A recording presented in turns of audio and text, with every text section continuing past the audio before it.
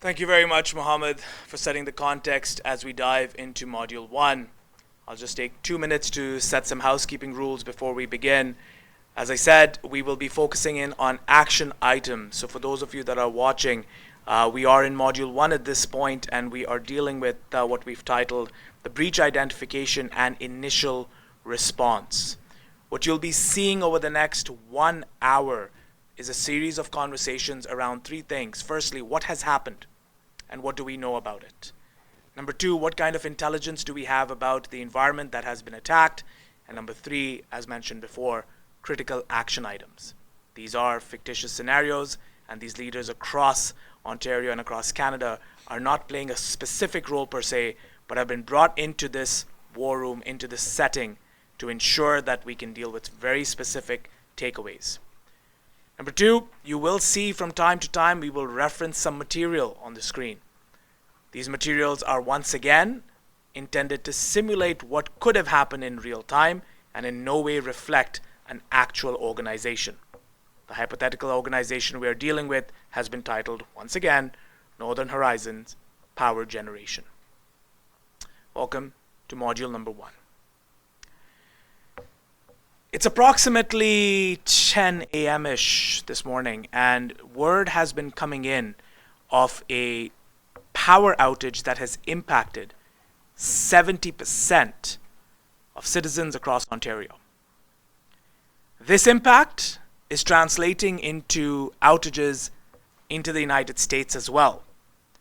And while the initial few hours, or the initial few minutes I should say, did not necessarily raise a lot of alarm, as this power outage has extended, there is growing concern around what has happened.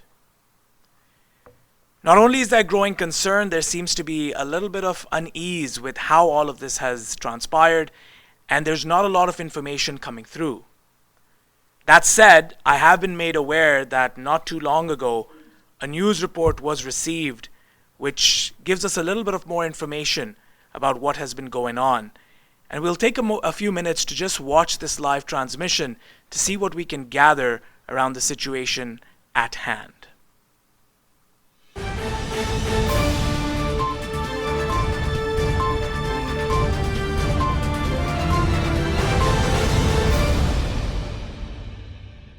In a shocking turn of events, Toronto and its surrounding areas have been plunged into darkness as a widespread power outage grips the city. Reports are flooding in of major disruptions across various sectors, bringing daily life to a grinding halt. Pedestrians flood the streets as public transit systems come to a stop, leaving commuters stranded and businesses unable to operate. Phone lines are jammed with concerned citizens seeking answers while traffic lights remain inactive, causing chaos on the roads. The exact cause of this massive outage is still unclear, with authorities working tirelessly to assess the situation and restore power to affected areas. Emergency services are on high alert, addressing incidents exacerbated by the blackout. Citizens are urged to remain calm and patient as efforts are underway to resolve this unprecedented situation. Stay tuned for further updates on this developing story as we work to bring you the latest information.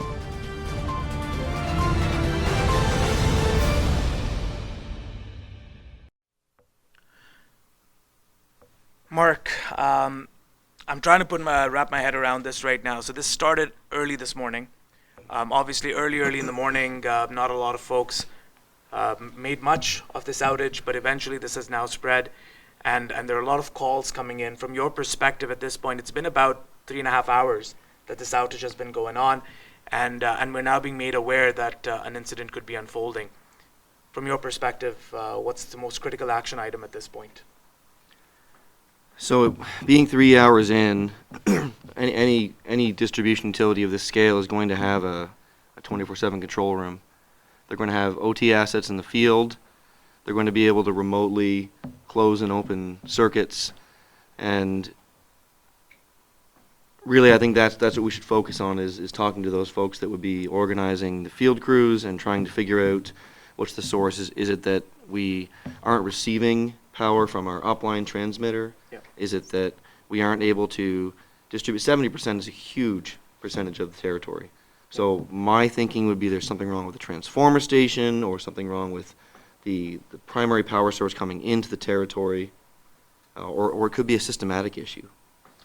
Okay, Terry, just to set some context to this, in light of current global circumstances, the nature of this and some of the silence that we're seeing as well, from your side and your perspective, besides what Mark has just shared, any specific steps you would be taking at this point as you're monitoring this situation unfold?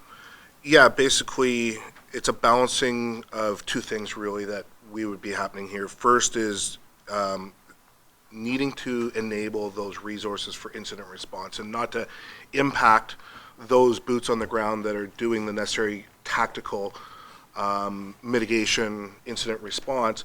But that is also balanced by the need to further collect information to inform the decision makers, whether it's decision makers within the organization or the various levels of government.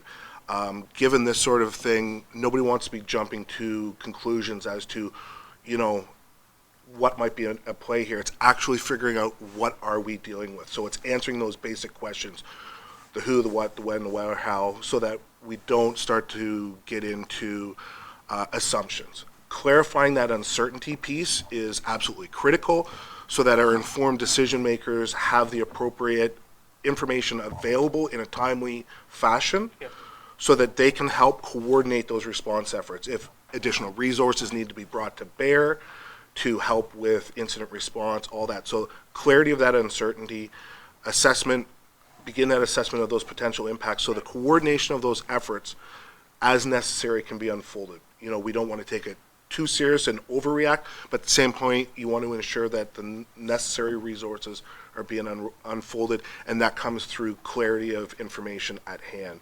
But it's a balancing act, right? Because we have limited resources. You need to enable those responses, but also inform decision makers for that coordination. Because you're going to see all these incident response plans. Everyone's going to start to have all those trickle-on effects. So from a coordination perspective, as much of clarity of information is necessary. Nick, we just heard about the gathering of resources, and from a response perspective, which we'll probably look at a little bit later on, we've got some items here, but I want to ask you from a technical perspective, and I want to sort of see what the room thinks at this point. Mark's given us some perspective, but Nick, starting with you, what are some critical technical items that you would like to know right now in terms of the setup at NHPG? Yeah, some things that I'd be curious about organization is, do they have a high-level understanding of the impact right now in regards to some of their OT and IT systems? Do they know if it is truly at the transformers or at the power distributions or within the actual plants themselves generating the power? And if so, do they have a good inventory of those assets? Do they have an incident response team on hand? Do we know if this is particularly a cyber event that could be unfolding? I think these would be some of the things that I'd be looking for immediately within an organization like this.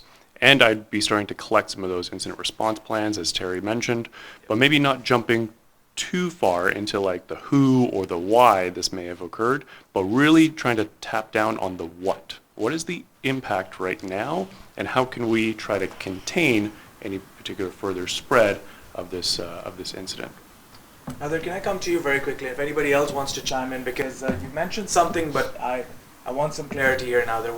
From your perspective, is it fair at this point to assume a breach? So I would say not necessarily, obviously, but I do think that every team, like 3.5 hours without this level of disruption is very, very disruptive. So I would say that number one is to just assume kind of the worst on all tracks. Like, this could be a technical malfunction, this could be a cyber event, this could be anything. All these teams just need to be working at once because the damage is extreme. So I think from a cyber incident perspective, the cyber teams need to operate under the assumption that something is going on that front as well. And to Nick's point, I think isolation is key. Grabbing whatever plans are in place, hopefully, and this is where I think what you said, Ali, in the beginning about preparedness being key here. Hopefully this organization has some basic understanding of its asset inventory, some basic understanding of the grid and how it's built, IT and OT assets, and is able to, at the very least, assess how to isolate different key pieces of the network. I think that all the other parts around how to progress from there, that's second tier right now. The first tier is just isolation of whatever is possible and coordination with other teams so that you don't accidentally shut down things in the process of isolating that would possibly affect other teams and their efforts as well. Mark, I'm going to turn to you because I'm going to be seeing. I've started to receive some information on some of the items that we know about the environment. Mark, from your perspective, what are some other two important pieces of information that we feel we might need at this point before we start looking into the intelligence that we have? So for for everyone around the table, of course, we're already using acronyms. IT and OT specifically reference two different types of technology that are usually quite similar. So we have information technology, which is traditional billing systems, network, comms.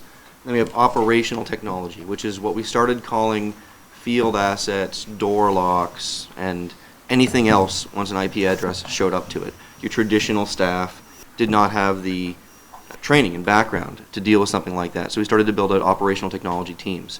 Essentially, we put computers outside in the field, and initially we're surprised they could be hacked. So that could be what's happening right now. We could have a computer out in the field that has been compromised and that is running havoc in our grid. It would be alarming if at this point the company, the utility company, has not made a statement as to the cause and the mean time to restore for what's happening here. Because we're talking hospitals, universities, we're talking everything in our grid is down. And so what I'd be looking to is, has there been a published statement? Has there been information given to us about what's going on, what the cause was, and what our restore time looks like? Okay. All right, so I do have some information coming in terms of how this attack or how this incident sort of started to get realized within the power generation facility itself. And I'm going to try to work this out to see if I can bring it up for all of you here. And again, I've tried to condense all of this information for you. And one of the things that I want to look at is the control panel that we see. And if you look at it up here, the control panel at this point was showing no signal. Previous to this, it was showing lots of data. It was showing additional information. But at this point, the HMI screens on site are just technically showing no signal. So from this perspective, George, maybe I'll turn to you and then come across to see if there's any other perspective. George, at this point, with no signal coming into any of the HMI controls that are on site, is there anything that you can glean from this at this point? Realistically, sorry, is this microphone working? Yeah. Realistically, we have to look at how is that network actually functional. So if it's the HMI, then I presume that it's segregated from the open web, right? That's an internal system? Yep. All right, cool. So it's air gapped. Yep. So that would mean that for someone to have taken that out, there would have to be a component of potentially physical sabotage or an actual outage that for some technical reason, by configuration, by whatever error, I would say there's a small probability there is a natural error that has caused a widespread outage like this, similar to 2002 when we saw the eastern seaboard go down, right? There was an overheating in the grid. That was not an actual attack. That was a technical error that caused a widespread outage. The other factor in this is, I think back, and we mentioned, 2010, in that same time frame, when we think of the Stuxnet attack, potentially was the system interfered with a physical sabotage, which then caused a network issue, which then takes down the entire system. So was someone either an employee who's an insider threat risk? Did they plug in a USB that they shouldn't have with the intention of taking down the system, or did they do some other act to take down the system? And how can we get the system back up? Because presumably, if malware has been injected to an OT system that is segregated and air-gapped, we now have to go into a major incident response process where we are now trying to get a system back up that has no internet connectivity, and we don't know what the malware is, we don't know how it's been brought down, but the entire infrastructure is dependent upon us bringing it up.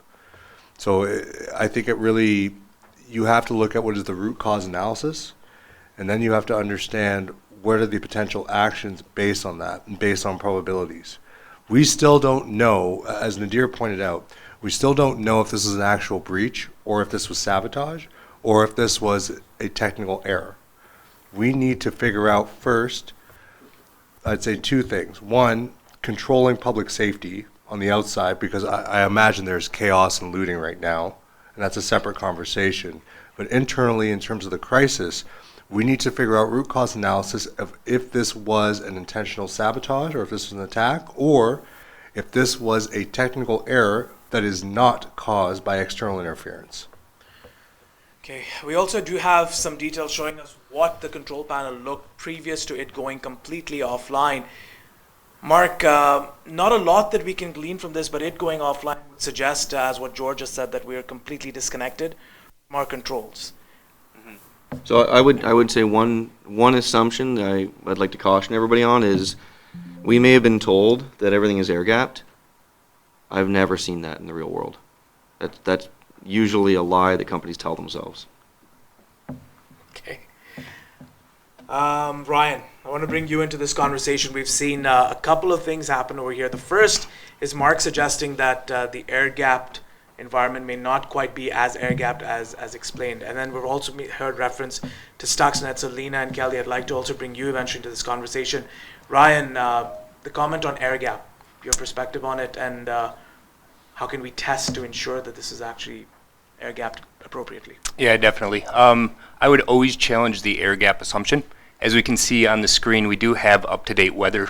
We see Apple TV. Quite often, we'll see the engineer workstations either be quote-unquote air-gapped with dual VPNs or something like that, but at some point, these workstations are touching the internet, and that's going to open up a greater attack surface. We can think about phishing emails coming in. We can think about malicious websites. There's all these different attack vectors that threat actors are using now to set their hooks initially into the environment and then start to pivot around from there. So that would be one area that I'm looking at is, can we confirm that this workstation, whoever the user was, have they been attacked by a phishing? Have their credentials been compromised? Are they using other applications such as SaaS? Now, what does this actual attack surface look like from the external? And then we can start to pivot to the internal attack surface. Alex, Nicholas, do you want to add anything to that? Yeah, well, one thing that I wanted to also call out is at this moment, to help rule out whether this was a cyber incident or just a technical glitch that caused the HMI to go down, I'd be looking for what kind of HMI logs we may have, human machine interface logs, what kind of PLC logs we have. Either they're logs that are on the device themselves or as part of the like Modbus or TCP/IP network logs, to get a little bit of a sense of, are we seeing any anomalies here? And I'd be asking the utilities company, do you have this centralized in a SIM that your teams are looking at, or is it right now distributed? Do you need to get folks on site to actually get access to these particular devices to pull logs directly from them? So that would be a huge question, is to inspect the quality and the observability of your logs and how widespread they are in order to help determine whether or not this is a cyber event or just a technical glitch with this particular item. And then I would also note is that from a containment perspective and trying to remediate it, this goes back to Terry's point around being able to provide leadership or executives with the right amount of levers that they can play with. When you have these containments or pressure relief action items that you can give to your executive team, you need to highlight what those benefits are, but then also what the potential cons are. So if we are seeing, some anomalies within some of the logs, if we do make the call to say, oh, we are seeing something a little funky here, let's shut it all down. Okay, that might contain it, but like, what is some of the impacts as a result of that particular decision? So having, clear logs as well as what you can do as a containment measure, I think is really important. I think I'm going to try and see what logs I can get for you. I can guarantee you that I do have some information around what the environment looked like. At this point, generating logs is proving a little bit difficult depending on how the environment is set up. So I'll work on getting us some information related to that. Just to Mark and Terry, we'll just take a pause on the technical just for a bit because part of this response goes back to something that George mentioned, and George mentioned Stuxnet specifically. Lena, I'd like to come to you, and then Kelly, if you can provide some perspective as well. Lena, at this point, hearing what you've heard, is your team activating any sort of responses around whether this could be a nation state attack? As always, you can't rule that out. I do just want to. I love that everyone thinks of all the different options and being able to sort of rule things out. Sometimes when something looks like this looks like a cyber attack or this isn't a cyber attack, or in anything really, you end up with that tunnel vision of making the evidence fit what your hypothesis is. And I think we just have to be cautious that it may all look like that, but it may actually not be that. And in the same context, the other way, oh, this is something, technical or an error or an outage, and when in fact it's a cyber attack. So that always has to be prevalent. And again, it's not, also just to ensure that we aren't doubling up resources in one aspect and maybe not leaving another one as open, to be able to use your resources. Going back to George's point, it's an excellent point, but again, there's two sides when you're looking at it from policing. Is it a nation state when you're looking at it strictly from a cyber perspective? But your other side of emergency planning is the part that says, how do you maintain public order? How do you maintain security? How do you maintain safety? If the traffic lights are out, what's the impact on 911? What's the impact if the telephones are down? These are all things that have to be factored in of where you're going to put your resources to be most effective. So maybe at this point, a small contingent may be looking at that and working obviously with Terry's people about where that's coming from if it is a cyber attack. But primarily at that point, public safety is going to be top, first and foremost. Okay. Kelly, just extending from that, and as I'm trying to gather some evidences for all of you to look at, and Amar and Kush, I'll be coming to you, and Carlos, to you as well. Kelly, in terms of gathering resources right now, it's it's an emergency situation. What are your top resources that you think every team needs to have in place right now, internally and externally, third party, MSPs, whatever have you? What's your priority right now in terms of what do you need to have activated? Yeah, so Ali, I think one of the things we haven't really talked about is communication. So we need someone assigned to handle that, and we need to get some kind of message out publicly quickly. And there's internal communications and external communications. And I know that you all realize this, but we need to be careful that we're not communicating assumptions, but we're communicating facts. So what do we know is what we would communicate publicly. What do we think is what we would work on our assumptions internally. And to Lena's point, we almost need two teams, one team who's potentially looking at it as a cyber attack and another team who's trying to disprove that. Because if we're not actively saying, what if it's not a cyber attack, then we won't actually be prepared in the event that that's where we need to go. The only other thing that we haven't really touched on is, does Northern Horizons have a list of critical services in priority order? So when we are prepared to start bringing services back, where do we go first? Because everyone will be crying that theirs is the most important. So do we go to traffic lights? Do we go to hospitals? Do we go to homes? We can't forget all the emergency services, the police, the fire departments, the ambulance. So do they have that list? And if not, they need someone working on that right away. Because at the moment we're ready to bring services back, we'll need the priority. Adding priority, I'm about to get the next logs ready for us as well. So there's no like legislative. Most companies of this nature will have a priority list typically, and some of the institutions you spoke to, Kelly, would absolutely be on the top of the list, as well as they'll have critical residential people who are on medical machines, for example, to sustain their life will be highlighted as first to restore. But depending on the nature of the root cause of this outage, and I'm glad you mentioned, let's not communicate our assumptions. Let's not work from them. This is a very practical discovery exercise at this point, and we should not have that tunnel vision that was referenced. And basically, that is the right way to approach this. Would be to look at it as we don't know what's wrong, and so let's find out why there's an interruption. Is it communications within the SCADA system, or is it a physical asset that failed? This could be as simple as asset condition. Okay. So I do have some information that I'll pop up right now, actually on the screen for all of you, and that was with regards to the network segmentation and access control. While it comes up, Carlos, I'll sort of turn to you to see your perspective here. Clearly, they've got, in line with CIS controls, they've got 4 critical controls in place regarding segmentation and access control. The network is segmented, so going back to what Nicholas as well as George had mentioned, that there is a separation of IT and OT networks. There is a very detailed user authentication MFA process in place, along with privileged access controls and role-based access controls.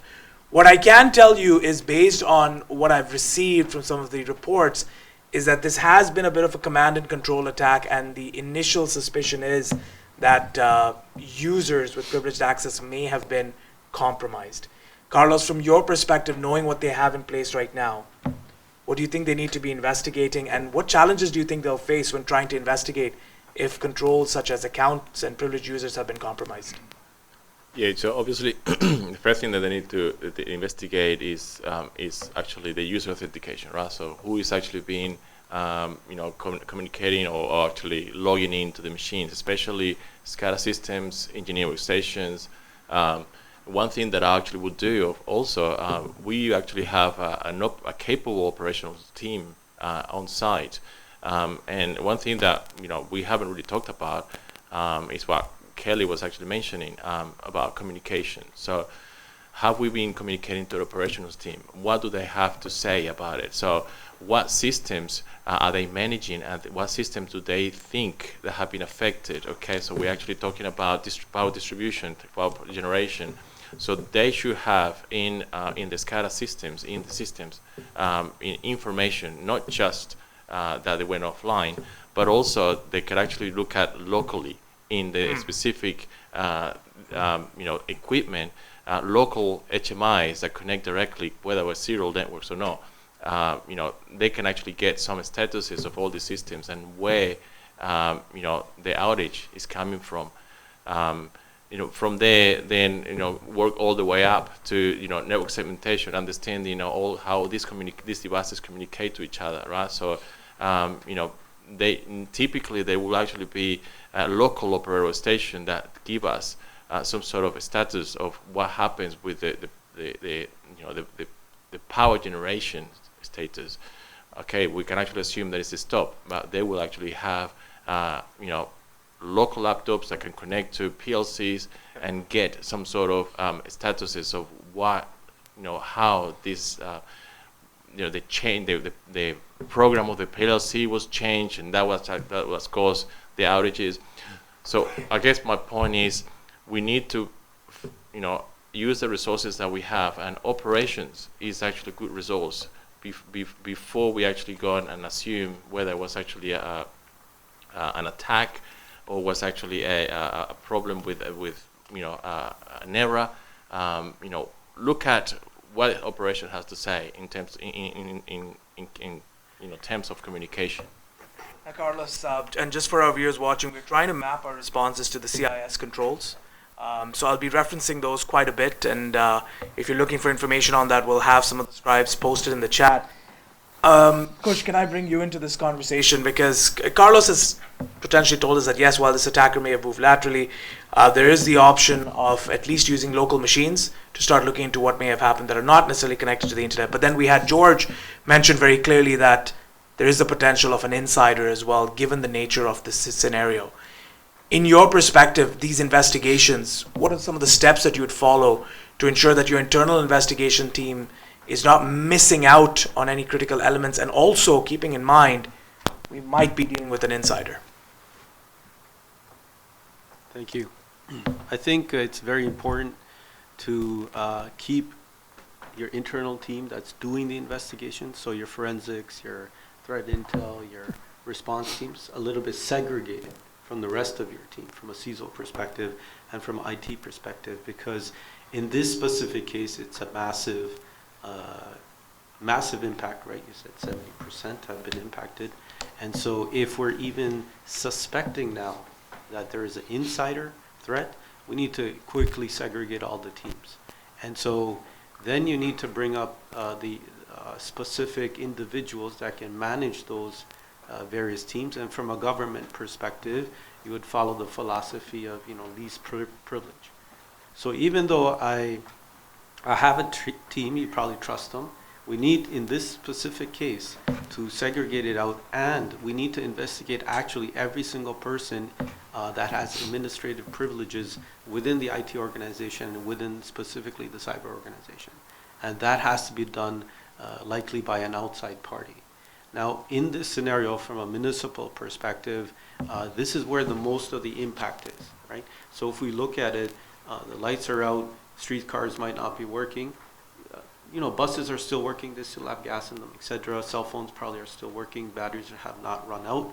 But there are so many incident response plans being initiated across private sector organizations and specifically the 3 levels of government that at this point in time, you would think about having some sort of overarching body or team that actually is looking after, as a program now, so a breach response program, all of the different aspects of the entire breach. So looking and communicating with all of the private sector organizations, specifically the utility, and communicating between the different parts and levels of government, communicating with the citizenship.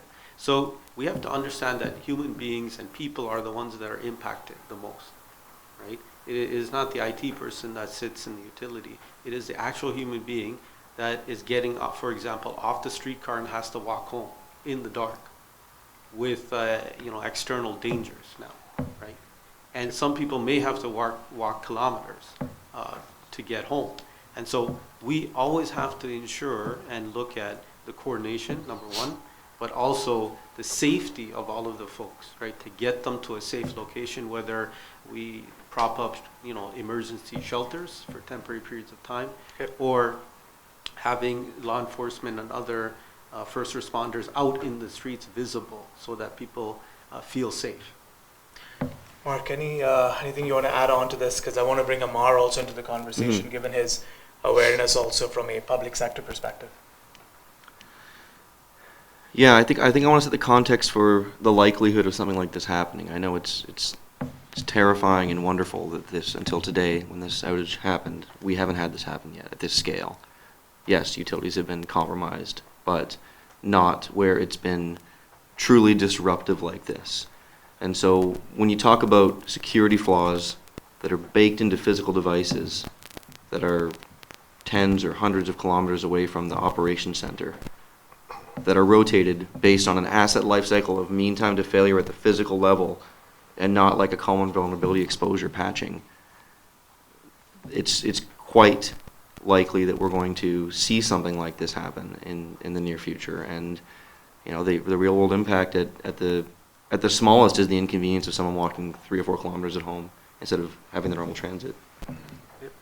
Amar, from your side then, based on what you've heard from Mark as well as from Kush, we're ruling out, we're not ruling out, but we have to keep in mind that there could be an insider situation. There could be the need to bring resources together very effectively. Now, I am going to be pulling up very shortly onto the screen. I've got some information about their environment internally in terms of what do they have in terms of detection, firewalls, and SIEMs. And while that is being brought up onto the screen, Amar, and we'll go around about this, what kind of logs or what kind of intelligence do you think needs to be gathered from the logs at this point, if at all those logs are accessible? Well, that's the first thing, right? Are they accessible? And hopefully you are logging and able to get to those. But what you're looking for is out-of-band traffic, things that are not normal, because what you should have already done is baseline what kind of traffic you see on a regular basis, what's happening on your network on a regular day-to-day basis, because that will provide you the hopefully quick insight to go, that's not happening on a normal basis, so we got to look into this. Where is this coming from? So because then you want to be able to isolate what that issue is. You want to contain it because you don't want it to grow. And maybe it's not a cyber issue. Could have been a bad code. Somebody typed in some bad code and now it's proliferating through the system, and you want to isolate that, right? and it could take down these things. So you want to be able to, again, those baselines that you have and that you've documented are critical to being able to quickly identify what's happening in your network so that you can do that isolation, that containment, and then you can do further investigation and say, okay, what's root cause and where do we have to go from here? And you may find it's not a cyber incident, it was a piece of bad code, or you may find, oh geez, look at, we had, that admin password was compromised. Yep. And now it's doing all of these things. And how did that happen, right? So again, from a log perspective, they said they have a PAM. That PAM should, again, if you can get the logs, should be able to tell you exactly what time the credentials changed, what it changed, did it elevate these credentials? So if they have all that, they should be looking into all of those things to get a further understanding of exactly what's happening. Rusbeh, one of the questions that that we had put together as co-hosts with regards to controls is, the logs that we were looking at, and again, the same prompt will come up onto the screen again very shortly. There is a seam in place. There's real-time analysis that's happening. They're obviously aggregating these logs. From your perspective right now, is it critical to know why? Let's assume this wasn't a cyber incident. Is it critical to know why this was missed and not proactively stopped, or is that not on your priority list right now? At this point, it's not on the priority list. At this point, I think it would be important to isolate the affected systems and what has happened, what's gone wrong, but maintaining the integrity of the logs and their availability, because as we're isolating the system and what has gone wrong, now we need to find out what has happened. Is this an insider attack? Is this outsider? And the persistence nature of the attack as well. We need to also quickly get a handle on how persistent is this attack. Is this a one-time thing, or are these guys in our system that are going to continue to try to bring us down as we try to recover? Ryan, I want to just, from your perspective as well, given what you're seeing in terms of the detection capabilities, the firewalls, and the SIEM that's in place, is there anything additional that you think is needed at this point as the quote-unquote forensics and the frantic forensics begins at this point? Yeah, I'm grateful that we're talking about containing the issue and isolating systems. Something that we need to be cognizant of, though, is our communication messaging system safe? As we're doing these incident response procedures, we want to make sure that we have a full scope of all the affected systems to make sure that the adversary is not inside the email or the communication systems that we're using to coordinate our response systems. So one of the biggest things that I've seen is a lack of alerting on account compromise. When we're talking about insider threats, we can think about an account compromise as an insider threat. It's just not the employee. It's the adversary inside of our systems. So we really want to make sure that we have a complete scoping of everything before we're starting to move to containment. Okay. George, please. When you're looking at kind of how the actual infrastructure is set up, do we know for certain that we, one, have an asset inventory, two, that we actually have mapped out the network so we know what our network looks like, where our assets are, three, is there any shadow IT, four, do we actually have log telemetry from all sources so that we're actually seeing what is happening throughout the network environment? Because I guarantee you, in any network I've gone through, there is always shadow IT, you don't always have full log visibility, and we don't always understand our telemetry. So if we're trying to problem solve this, we're playing a game of Where's Waldo, but we don't even have the full picture. George, I want to comment on that. In this specific scenario, this is exactly where your shadow IT lives. And while you might have PAM, this is also where your sharing of credentials lives, right? So you've got a device that has one set of credentials and someone's logging into it, and everyone knows it, even the people who maybe left 2 weeks ago. Okay. This is that level of, shifting to IT but not ready yet. And it is where the technology showed up to an existing asset, and we may not have, as a corporation, reclassified it as something under the governance. So it's shadow IT that showed up, almost always. I do have some intelligence to share, but Nader, I think you wanted to add to this. Please go ahead. I just wanted to say that given that we now know a little bit more about the tools and the logging available, this is a good time to also it can help in understanding if this is a cyber incident or not if we take a look at were any of the security system tampered with. A lot of times in a cyber incident like this, an attacker simultaneously to disrupting the environment would move to shut down some of these security systems or alter them in a way that would avoid detection, especially if it's a persistent attack. So I would look specifically at the host-based EDRs and the things that are basically living very close to where the attacker would be, and see if things were shut down, if things were made exceptions to. That kind of stuff is usually very easy to distinguish between a technical failure and a security incident. Okay, I want to come back to this point, and I'll bring the conversation to Kelly and Terry as well, because some additional information has become aware to me. And Mark, maybe you can contextualize this a bit. So NHPG, Northern Horizons Power Generation, actually has now also, for the last 6 months, been going through a merger. And I know that from a business and an operational standpoint, that there are implications of it. But from your eyes, from a technical perspective, could there have been any holes in that process that need to be investigated at this point? Absolutely. So if they're going through an amalgamation or a merger, then what's happening is there are two different standards and practices and procedures. There might be two different control rooms. There's probably two different SCADA setups. Even if they are the same provider for the equipment, they might still be configured in a different way. And something as simple as having a staff rotation could cause confusion here that would be substantial enough to have an outage or a slower than normal response, which might explain why it's been so many hours. What is it, like 1 or 2 p.m. now at this point? Okay, I just want to work with this, Terry, and Lena and Kelly. I would like to also your perspective on this. This is a utility center servicing 70% of Ontario.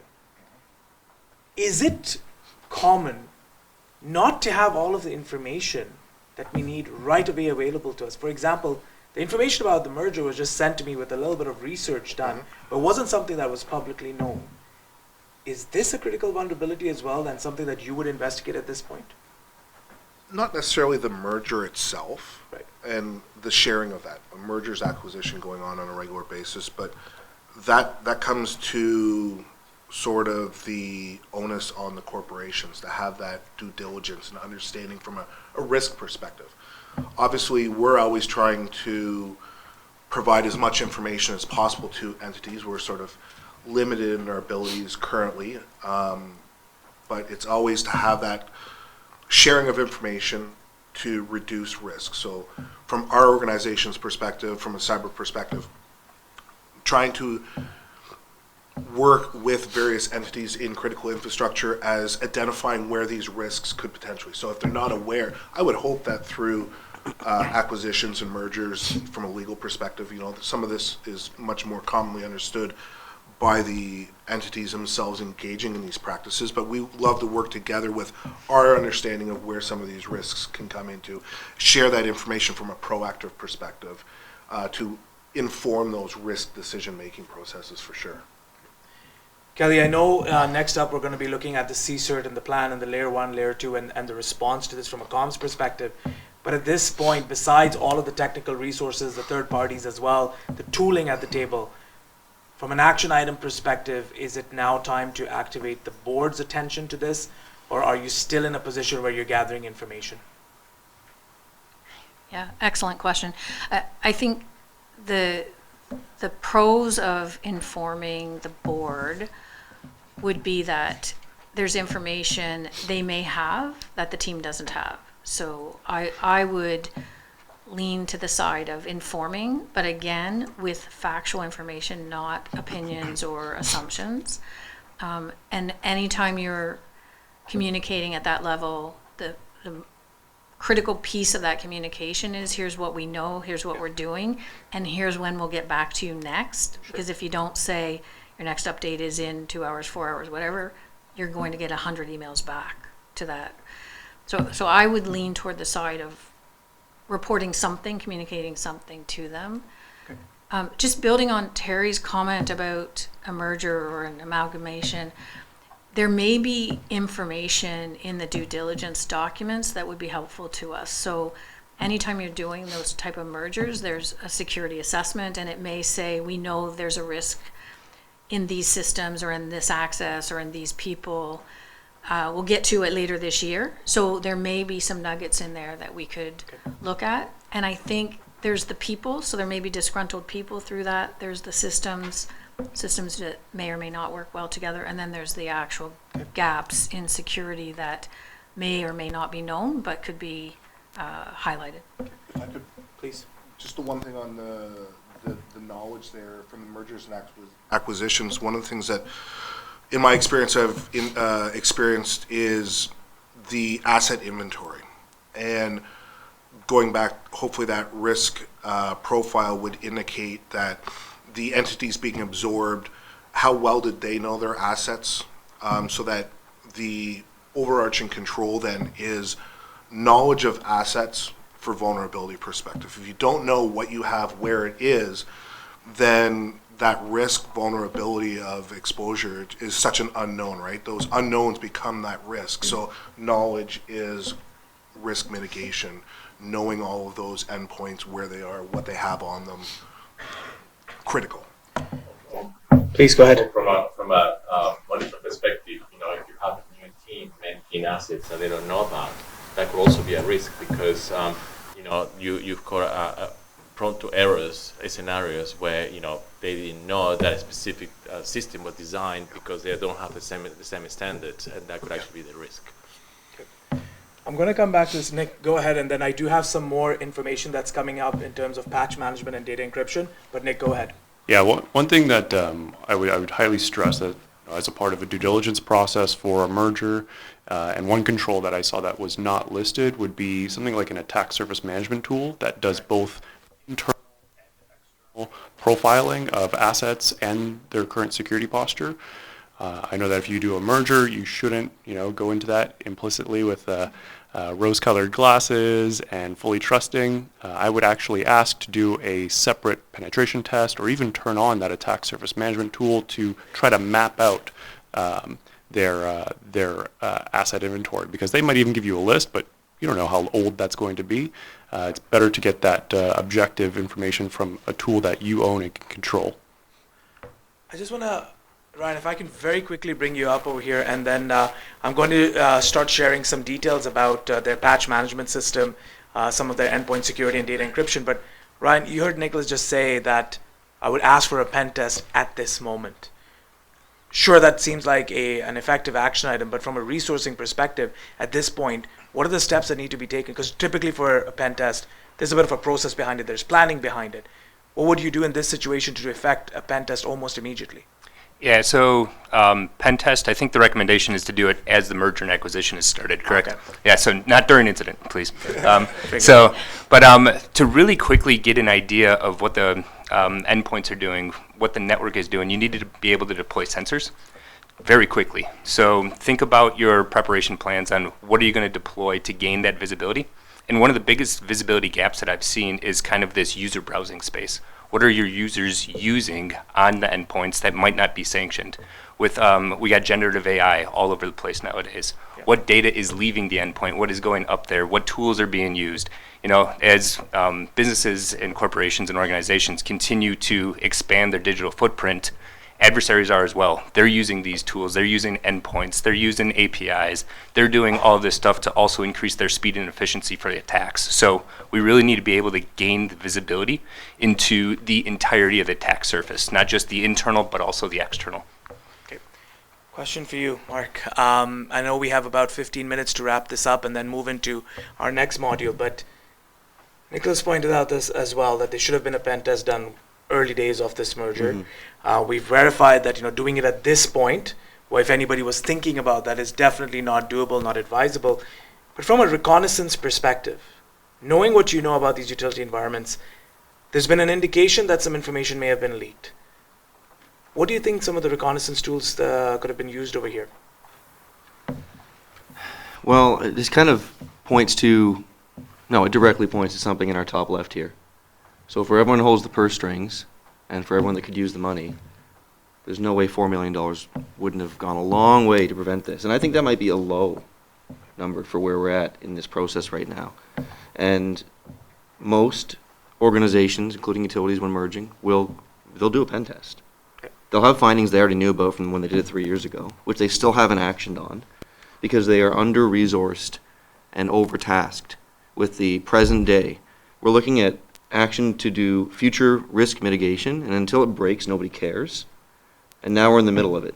And the cost is, somewhere between 6 and 9 times more when you're doing your urgent response. You would have paid that much less to actually fix it when you could have. And some of the tools that they will use, so in an OT environment, you're working with a different technology stack entirely. It's not the OSI model, which everyone's familiar with, it's the Purdue model. And these pieces of equipment speak a different language. And so there's a lot of fear, uncertainty, and doubt from very proprietary suppliers about not engaging with your normal strategy. And I actually think that that's not helpful. But it does create this rift and this divide. The rift and divide between IT and OT groups, even within the utility, is sometimes so toxic that it enables this kind of thing to happen. Rusbe, go ahead. One thing when it comes to mergers and acquisitions is as two companies merge, it's important to normalize and rationalize and make the controls unified as you bring the two infrastructure together. You start creating trust between networks as you create trust between your authentication authorization systems to make sure that they have the same level of control. We saw PAM on the system as an example. If in one company we have a certain level of PAM controls and we're not creating trust between the infrastructure of the merged company, we need to make sure that the same level of control applies to the merged company that's coming in. Same with your authentication authorization systems. If the company that's coming in and doesn't have the necessary, I'm going to use MFA as an example, or adaptive authentication controls, then you're starting to create gaps and risks in your organization, as your merged organization. Okay, Kush and then George. Kush, please go ahead. M&A perspective, there's two key components here that typically happen. One is people are nervous, especially the IT and cybersecurity folks, because many times some of them will not be required anymore.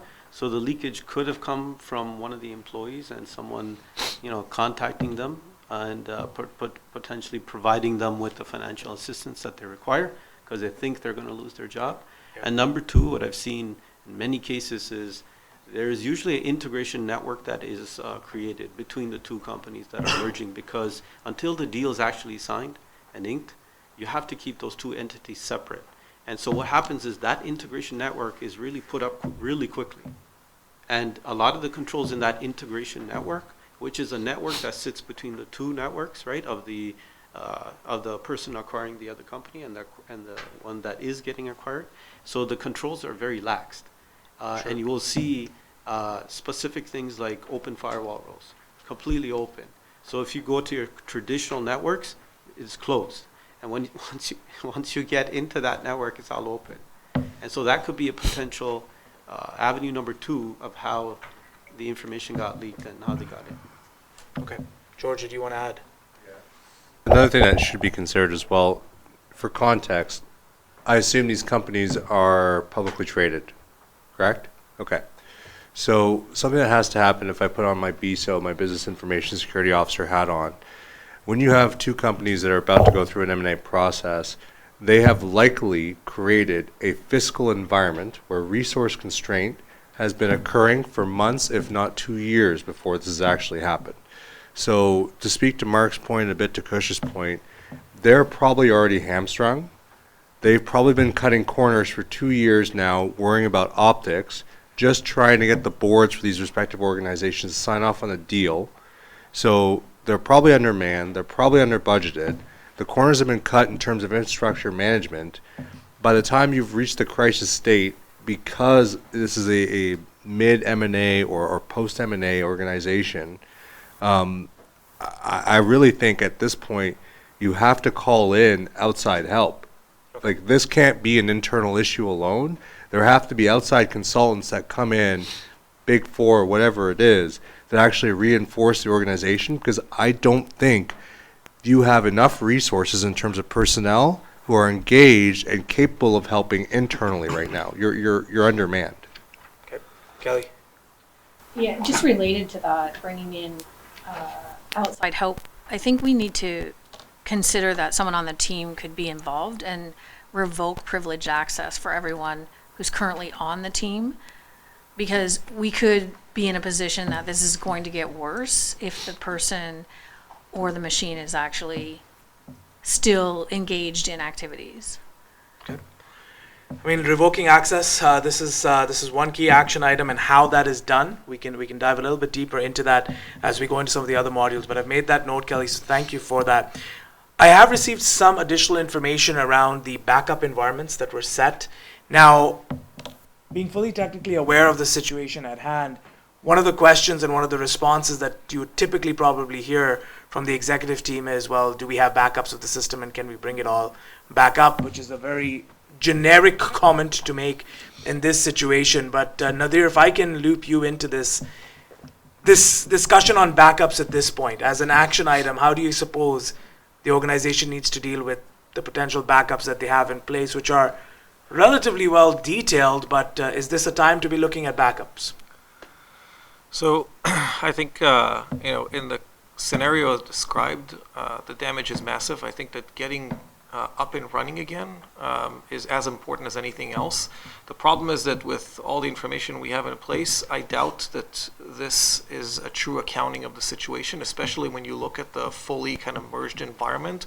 Likely this is a very aspirational plan of how this is going, but in reality, when they come to look at the backups, it's going to be very partial. It's going to be very intermittent. Also, backups aren't that easy in an OT environment. Yeah. You have an order in which you put things up, and doing that while potentially there's an attacker still operating within the environment would be extremely difficult. An attacker would obviously look to disrupt this process entirely, and you don't even know if the backups themselves are compromised in any meaningful way. So I would say absolutely brush up and start getting teams tasked on inventorying everything we have and bringing it as close to operational as possible, but I wouldn't pull the trigger quite yet while we still don't understand what the incident even is. Okay. Mark, given that this is sort of your raison d'etre, OT environments and utilities, one question that has come to me is, aren't there any manual controls to, at the very least, bring power back up? Given that if this crisis continues, and very shortly I'll be going to Kush because we're going to look at what the calculated impact is at this point. If this crisis continues, the impact will be devastating financially, operationally, and there's human lives at stake as well. Aren't there any manual controls that we need to activate?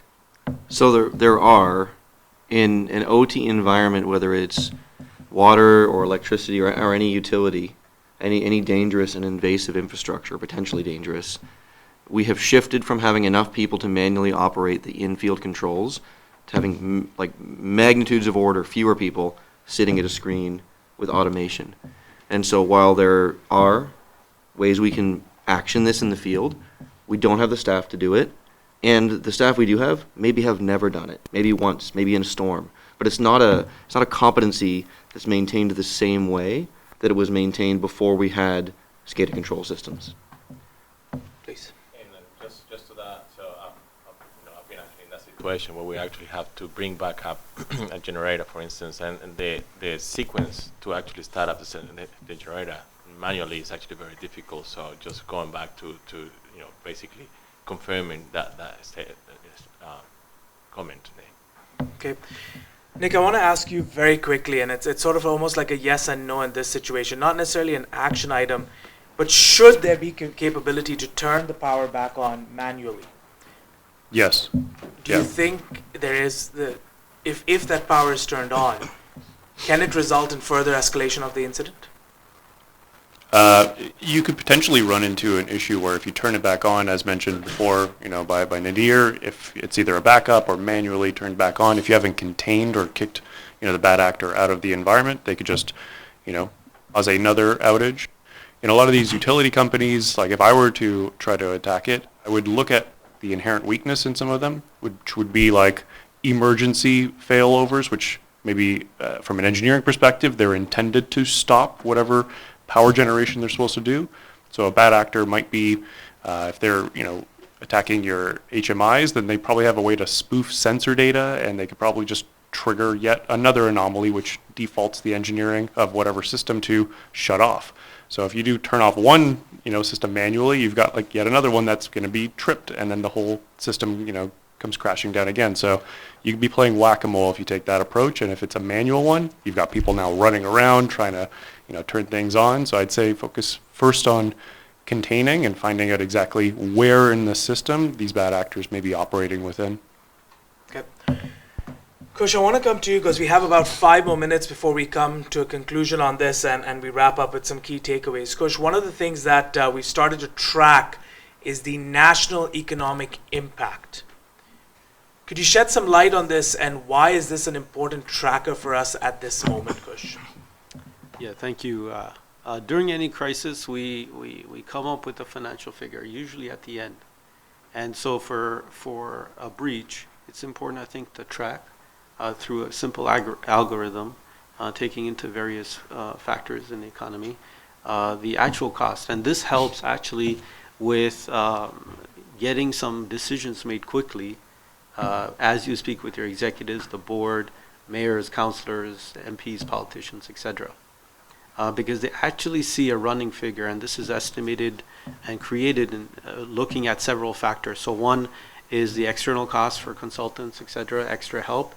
The technology costs, because many times you're going to have to purchase new technologies that you don't have, or you have to assume the existing ones are all breached, and therefore you have to double your effort with another vendor. So if you have one endpoint protection, for example, you have to go to a different vendor, not the same one, right? It depends on the situation, but typically this is how you would do it. You have to look at the supply chain disruption costs in the entire economy. So not just those municipalities or the province of Ontario, but how that is impacting Canada and then the cross-border issue. Then you have to actually account for all the physical damages that are occurring, right? So some nefarious characters in our society will go out and do bad things, take advantage of the situation from a local level. And then what we have to also account, which most people forget, is the internal costs of the internal resources. So they cost out everything except for the people that work for all of these organizations, because they have a specific dollar figure also. And then we have to look at the impacts of other major events in Canada and those specific figures, and then translate that into a cost per GDP. And so that's how you take all of the various costs that are related to a breach and then amalgamate it up per second, per hour, per minute, per day as it impacts the breach. So we're coming very close to wrapping up Module 1, and Mark will conclude with 5 key takeaways for us. But Lena and then Terry. Lena, I want to start with you at this point, hearing what you've heard in terms of what could have happened over here technically. Very direct question, in terms of resources available from your team, what could the table over here leverage from your team specifically, if anything at all? Our involvement at this point is simply just we weren't going to get in the way. We have to get back up and running. That's the priority. So I think our focus on the cyber would be much less. There would be, as I mentioned earlier, a much smaller focus on that. The bigger focus is how do we help everyone else get up so that public safety is prioritized. So that would mean help with, help to our partner agencies, help within at all levels of government. We would also be briefing up. So everybody would have to know, because we would simply be briefing to our higher-ups in Ontario, who would then brief at the national level, because the likelihood is if it is a cyber attack, one of the things we have to be aware of is it might be happening here, but it might also happen in Alberta, it might happen in British Columbia, it might happen somewhere else. So we have to make them aware quickly so that everyone else goes on a very proactive, with a very proactive focus to others in the sector. Terry, very quick, 30 seconds. Anything that we could leverage from your teams at this point? Very similar to Nina's perspective. It would be more from a communication perspective. Obviously, any information that we have from an external perspective, often if there is threat intelligence from the external networks that we would have access to, that we would be able to be in a position to share. Obviously, we would be out there in person trying to deliver that information to inform the team, just whatever information we had.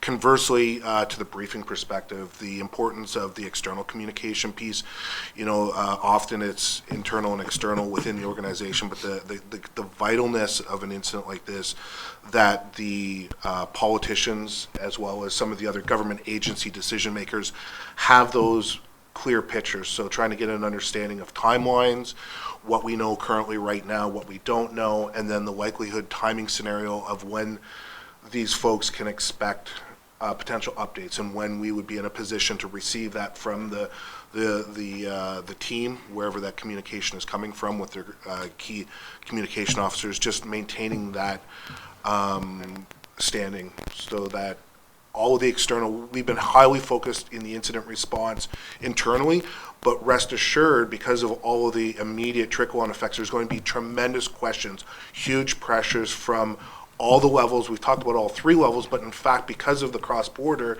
you also now have the international external political involvements, both from at the political level, but the security and intelligence perspectives, as these questions are going to be being asked, and then trying to provide the clarity as to it so people aren't working on assumptions. Thank you, Terry. Mark, I'll give the closing comments to you in about 2 minutes. Can you just summarize 5 key action items related to the process we've been through around breach identification and the initial response? Mark? Yeah, so, I mean, we've all felt kind of blind during this process, and the people inside the actual company may be equally blind. It's come up a few times, what does our inventory look like? Do we actually have a list of all of our physical assets, where they are, what version number they're at, what their purpose is, and all of the relevant data that you'd want to have around them. Once you've got that, which, to be honest, most spots don't, whether it's OT or not, then you can start to have visibility. You can start to have your visibility tools that allow you to see, okay, so I know this is supposed to be here and operating and doing this thing. I'm going to check every minute that it's doing that. And it's going to let me know, based on behavioral, where you can build your baseline, that it's doing normal stuff. So I can be alerted ahead of time, or at least understand what's going on while it's happening. And once you have that, you're going to find anomalies, you're going to find problems, you're going to start to create a work queue. And this work queue needs to be something that you right-size your team towards, that you can actually keep on top of. You don't want to have, 2 years of work backlog on assets failing or patching. And so now you need to start to create an SLA with your internal business and your customers, a service level agreement. You need to track it. You need to make that visibility that is your data for running the operation loud and maybe even board facing, to the point where someone is looking at it and saying, oh, you're that far behind? Do you need more resources? Right. And then you start to get to that place where you're running in a healthy way.